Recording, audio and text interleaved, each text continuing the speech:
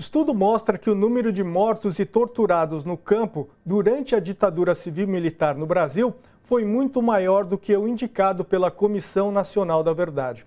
A reportagem da Daiane Ponte mostra como se tornaram invisíveis as vítimas da ditadura no campo.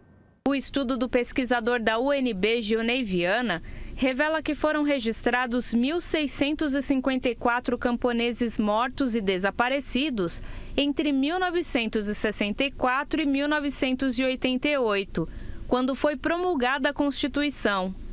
Viana foi militante da ALN, a Ação Libertadora Nacional.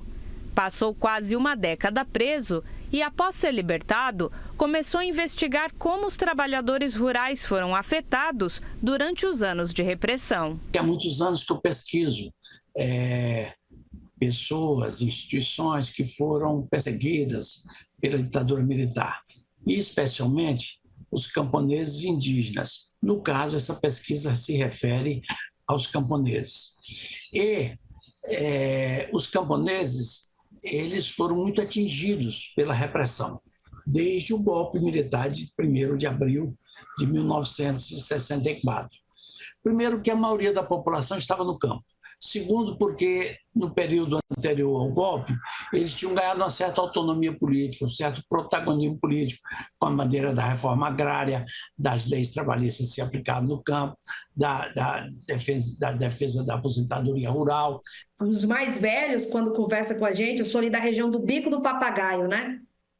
Na fronteira entre o Pará, Maranhão e Tocantins. Então, ali foi um dos palcos, assim como em outras regiões da Amazônia, foram palcos dessa atuação mais direta dos militares, que em nome de uma proteção, do que eles chamam dessa ameaça comunista, né, da identificação do que eles chamavam dos inimigos internos, eles elegeram os camponeses que lutavam pela terra, comunidades tradicionais indígenas, e extrativistas como esses inimigos internos, né? O estudo, intitulado A Resistência Camponesa à Ditadura Militar, reúne pesquisas, estatísticas e levantamentos próprios que demonstram que pelo menos 16.578 camponeses foram vítimas de repressão política, com agressões físicas, prisões ou assassinatos. Mais de 7.000 desses casos ocorreram após o fim da ditadura no governo de José Sarney, entre 1985 e 88, revelando que a ditadura, pelo menos para os homens e mulheres do campo, durou muito mais que 21 anos. Mesmo nos governos pós-ditadura, esse tipo de exclusão, esse trato nem sempre adequado, continuou, mesmo com as leis de transição. No caso da Comissão Nacional da Verdade, que foi a entidade mais ampla, com um poder maior para investigar os casos, eles apuraram, durante a ditadura, apenas 40 camponeses mortos desaparecidos. Ora, todo mundo que trabalha um pouco com o campo, seja por pesquisa, seja por vivência, sabe que esse número é irrisório, não corresponde à verdade. Até os anos 60, antes do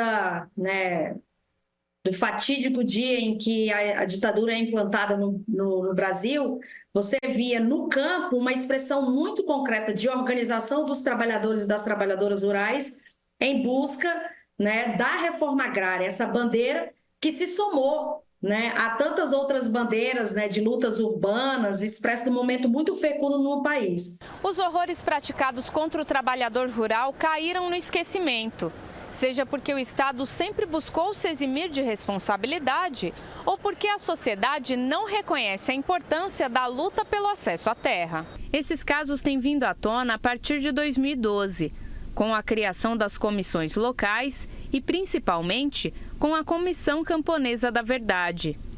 Vítimas e familiares têm buscado na Justiça a devida reparação pelos crimes praticados por militares, apoiados por empresários durante a ditadura. Não se reconhecem o protagonismo político deles, a legitimidade de suas ações políticas. E às vezes falar, você fazer greve não é política, você lutar pela terra não é política, você defender a sua casa não é política. Ou seja, é como se você desqualificasse a luta, no caso aí camponesa, você entendeu? E de trabalhadores rurais, e de tal forma que você pode atacá-los, pode abusar, pode torturar, pode assassinar, pode desaparecer, e eles não são computados como vítimas da ditadura. Encerrando esse longo ciclo, né, da ditadura militar, toma uma decisão política de colocar uma anistia total para quem foi torturado e para quem torturou, e que foi golpista para aquele que foi golpeado,